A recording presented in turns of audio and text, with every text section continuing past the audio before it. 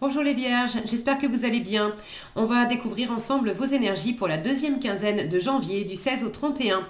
Gardez bien à l'esprit que ce sont des énergies générales, c'est comme une sorte de météo et vous seul décidez de ce que vous en faites. Donc prenez uniquement ce qui résonne pour vous dans ce tirage et le reste vous laissez. Je vous invite également à consulter les vidéos de votre ascendant et des autres signes de votre thème astral pour compléter ces informations. Ici, l'énergie avec laquelle vous entrez dans cette quinzaine, ce que vous voulez pendant cette période, comment vous vous sentez, la force qui vous soutient, le challenge à relever, le résultat global de cette quinzaine et un message conseil pour finir. Les jeux que j'utilise pour ce tirage sont le Wheel of the Year Tarot et l'Oracle des Licornes. Vous retrouvez sous chaque vidéo en description tous les tarots et oracles qui sont régulièrement utilisés sur cette chaîne, ainsi que le lien pour les guidances personnalisées.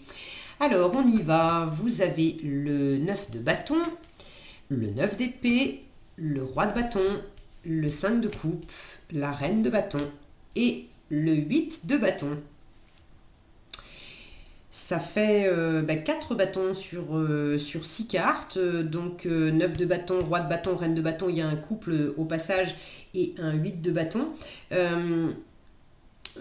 4 cartes de bâton sur 6 cartes, ça fait quand même une énergie assez dense, assez vive, assez dynamique pendant cette quinzaine.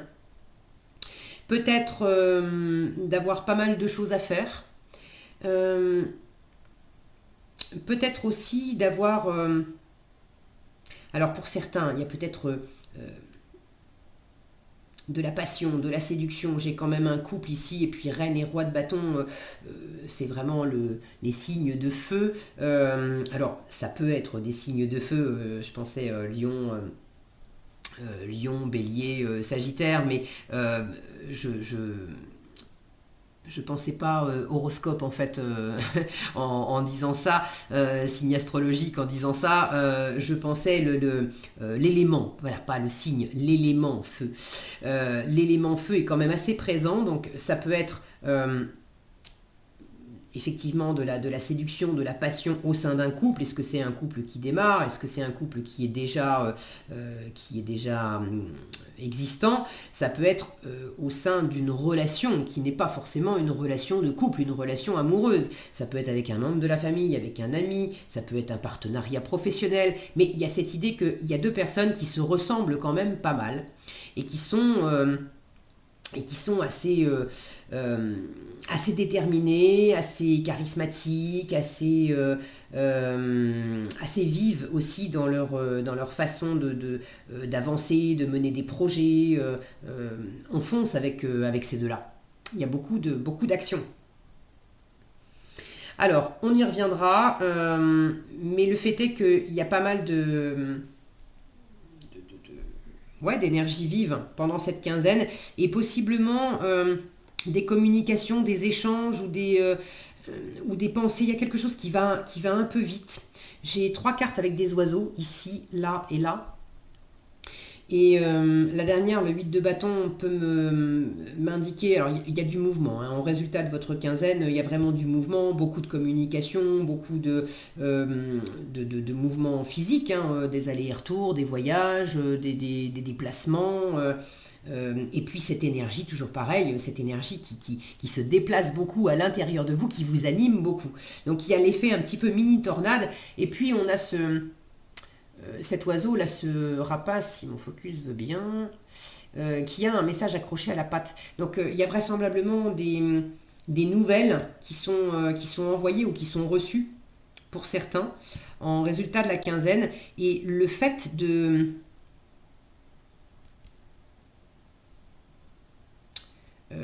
j'allais dire d'envoyer ou de recevoir ces nouvelles, il y a quelque chose qui met de la pression là-dedans. Je sens que c'est en lien avec le démarrage de votre quinzaine. Vous démarrez avec le 9 de bâton. On vous dit, tiens bon, t'es presque au bout, lâche pas l'affaire. Et vous êtes en train de batailler aussi justement pour éloigner. Là, ce paysan, il est en train de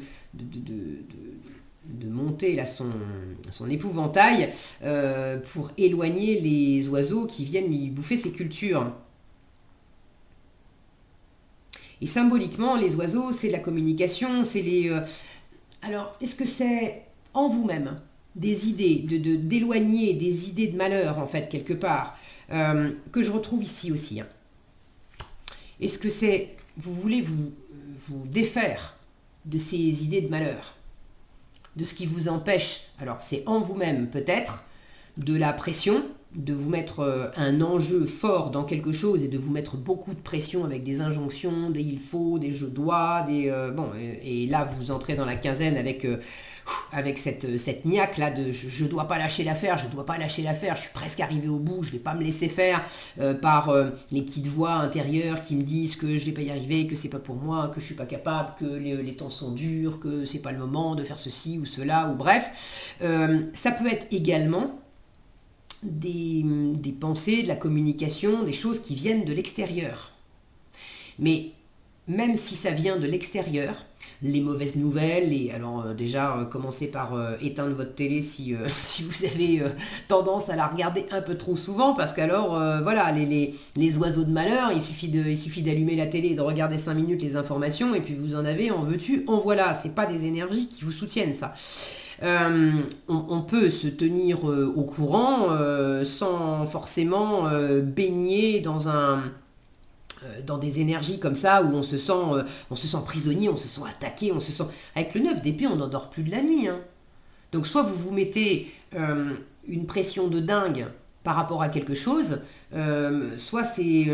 et ou d'ailleurs, parce que l'un n'empêche pas l'autre, ça peut aussi être beaucoup d'inquiétude, de se mettre la rate au courbouillon. Alors pour certains, il n'y a pas d'inquiétude, mais en revanche, vous cogitez beaucoup, vous avez beaucoup de choses à faire, et du coup, il faut que je pense à aller chercher ça au pressing, il faut que je pense à passer tel coup de fil, il faut que je pense à faire ceci, à faire cela, et c'est trop. Et pour d'autres, il y a peut-être beaucoup d'activités, de responsabilités, mais en même temps, il y a des choses qui vous inquiètent. Les deux côte à côte, 2-9, vous êtes presque au bout de quelque chose. Ce que j'aime bien, c'est qu'on démarre avec un 9 de bâton, on finit avec un 8 de bâton. Donc il y a quelque chose qui s'adoucit quand même, qui régresse un peu, on lève un peu le pied pendant cette quinzaine. C'est toujours du tourbillon, hein, je vous l'ai dit tout de suite, avec ce 8 de bâton, il y a beaucoup de choses à faire, ça va très vite. Mais dans la pression que vous avez en début de quinzaine, pour moi, il y a quelque chose qui descend d'un cran. Donc c'est plutôt une bonne nouvelle. Vous sentez que vous êtes presque au bout de quelque chose et vous voulez vraiment... vous voulez plus vous prendre la tête. Vous voulez plus vous raconter d'histoires. Vous voulez plus vous faire des films catastrophes vous-même. Vous voulez plus vous mettre une pression de dingue et vous voulez plus non plus être perméable aux énergies extérieures. Parce que je vous disais, les mauvaises nouvelles ou les critiques extérieures,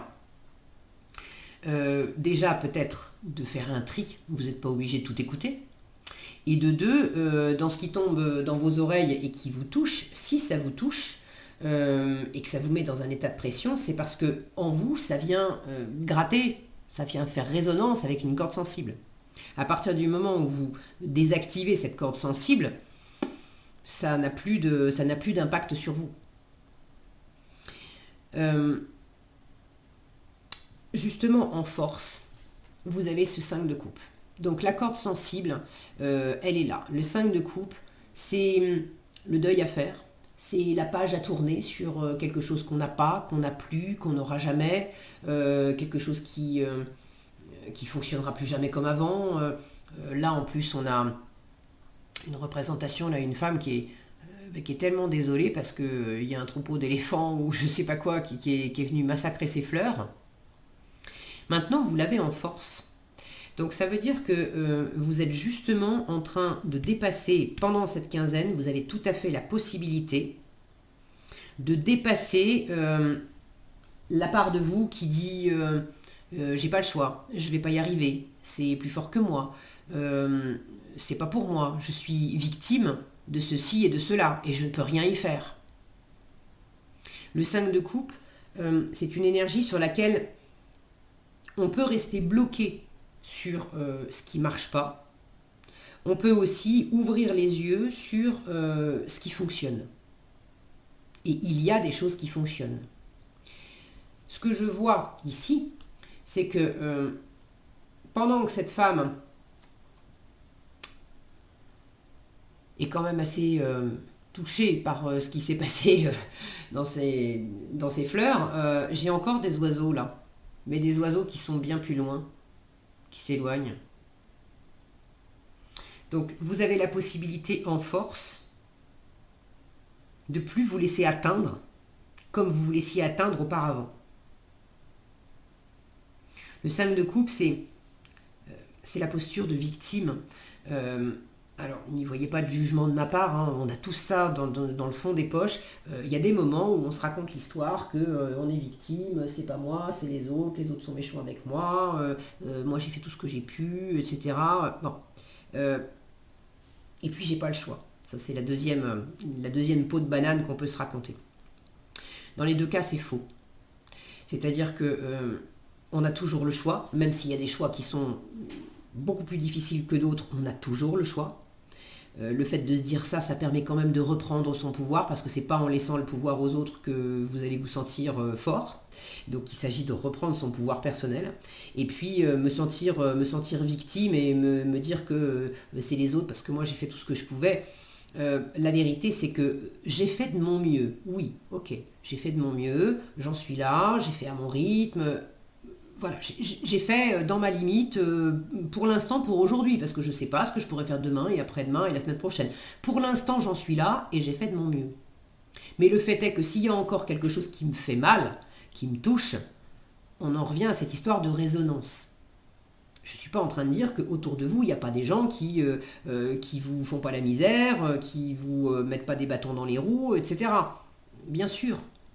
Mais les gens qu'on rencontre et les choses qu'on vit qui sont comme des blocages et qui nous font mal, déjà si ça nous fait mal, c'est parce qu'en nous, il y a ces fameuses cordes sensibles. Donc ça nous appartient et là, on a quelque chose à faire dessus. Et puis, si on les rencontre, c'est parce que ça vient vibratoirement, il y a quelque chose en nous qui attire ça. Si je rencontre un blocage à l'extérieur, c'est parce qu'en moi, il y a un blocage. Si je rencontre des critiques à l'extérieur, c'est parce qu'en moi, il y a des critiques vis-à-vis de moi-même. Donc le fait de, toujours pareil, sans juger, hein, parce que le but c'est pas de juger, le jugement ça sert à rien, à part se flageller avec, se faire mal, c'est en revanche faire l'état des lieux, observer avec bienveillance. Ah, j'observe que ça se passe comme ça, et qu'effectivement il y a ça et ça en moi. Ok. Mais ça permet de, même si je l'observe, j'observe en étant même désolé que, waouh, pas cool.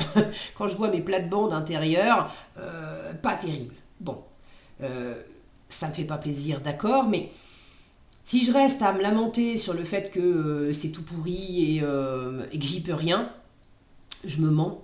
Et puis ça ne fait pas avancer le schmilblick. En revanche, si j'observe qu'effectivement il y a quelque chose là qui n'était pas terrible et que en moi j'ai peut-être moi-même fait l'éléphant avec mes propres plates-bandes sur certaines choses, je me suis laissé toucher par certains trucs parce que j'ai pas réglé ceci ou cela, ou parce que je me suis raconté des histoires, ou parce que je me suis trop mis de pression, ou j'ai voulu trop en faire. Bon, pour X ou Y raison.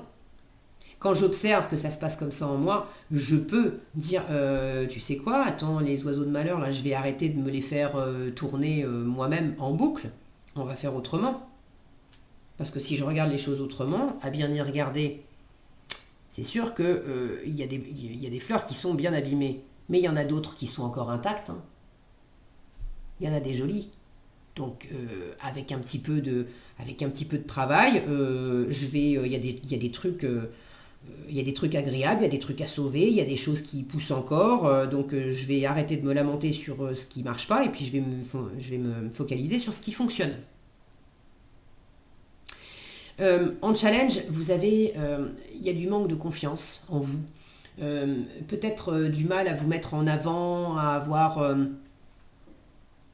ce côté séduction là.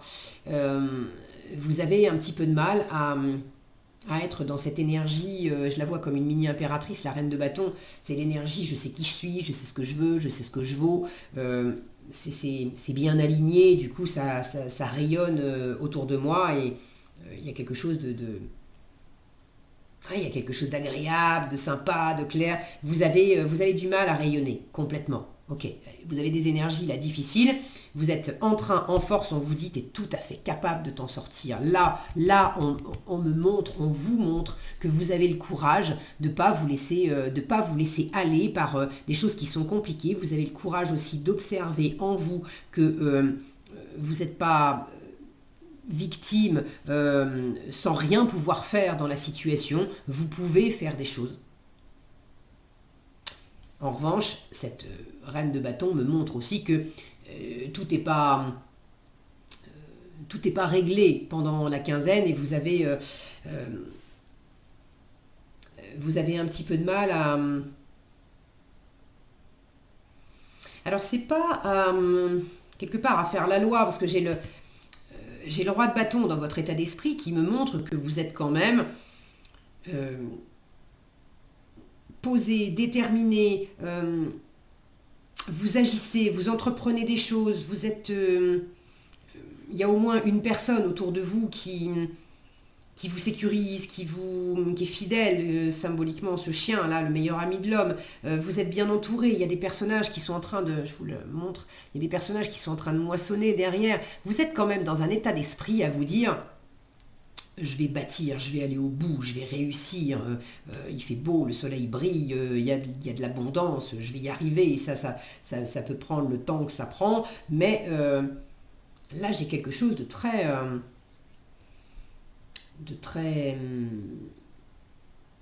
très entreprenant, et puis avec de l'ambition et de la détermination à réussir, ça c'est sûr.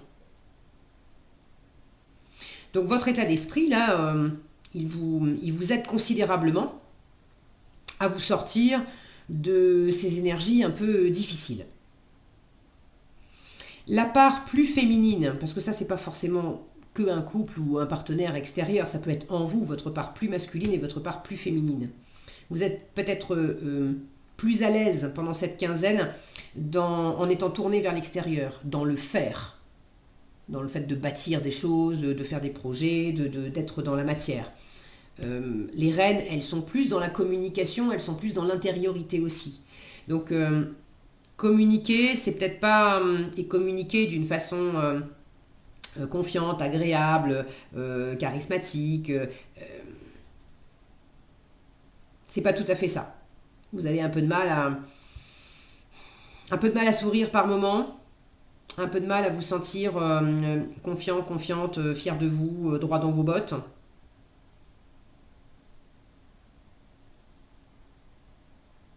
Il y a peut-être pour certains, dans un couple ou dans un partenariat, donc vous vous ressemblez quand même pas mal avec cette personne. Il y en a un des deux là qui est en challenge, enfin, l'autre personne est en challenge. Est-ce que justement, ce qui vous inquiète, ce qui vous met de la pression, c'est que... vous avez peur de perdre cette personne, ça fait longtemps que vous n'avez pas eu des nouvelles. Ou la dernière fois que vous avez eu des nouvelles, c'était pas des bonnes nouvelles. Là, pour certains, il y a le côté, je me suis inquiété. J'ai eu peur de perdre. Ça fait peut-être longtemps qu'on ne s'est pas vu, donc il y a cette énergie de tristesse, de nostalgie, de deuil quelque part, parce que j'ai bien cru qu'on allait plus parler, quoi. J'ai trouvé vraiment le temps long. Il y a la possibilité, pour ceux qui attendent des nouvelles, qui attendent d'en recevoir, vous avez aussi la possibilité d'en donner. Donc peut-être que ceux qui attendent que ça vienne, peut-être que vous pouvez aussi amorcer et donner vous-même des nouvelles. En résultat, de toute façon, je vous ai dit, ça bouge. Du mouvement, de la communication, beaucoup des déplacements, une énergie vive. Et puis on prend de la hauteur. Hein. Là, on a un rapace. Symboliquement, c'est un animal. Les rapaces, c'est vraiment... des animaux qui ont du discernement, enfin, qui savent prendre de la hauteur. Donc là, on vous indique que il y a quelque chose qui peut vous élever, il y a quelque chose qui peut vous aider, peut-être des informations qui vont vous arriver pour vous aider à y voir plus clair. Mais il y a une forme de sagesse et de libération aussi, en résultat. Donc c'est plutôt c'est plutôt bon signe et agréable. En conseil, vous avez la nature. Regardez comme elle est belle cette carte. On vous dit, ancrez-vous, trouvez un sanctuaire dans la nature, connectez-vous avec les êtres élémentaires. Là, j'ai quelque chose de très posé avec ce conseil qui vient contrebalancer ces énergies très vives avec tous ces bâtons. Tous ces bâtons qui donnent de l'énergie vive. Là, on a une épée, enfin une carte d'épée avec beaucoup de pression, un 5 de coupe où ça peut être des énergies aussi qui sont drainantes. Donc, et j'ai aucune carte de denier, votre élément, la terre. Donc là, on vous invite à rééquilibrer les choses en allant au contact de la nature et au contact de la terre. Le physique, être dans l'ici et dans le maintenant. Et plus vous allez être au contact de la nature, plus ça va vous faire du bien.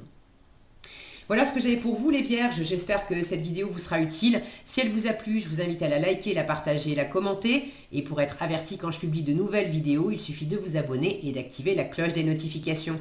Prenez bien soin de vous, passez une agréable quinzaine et je vous dis à bientôt dans un prochain tirage.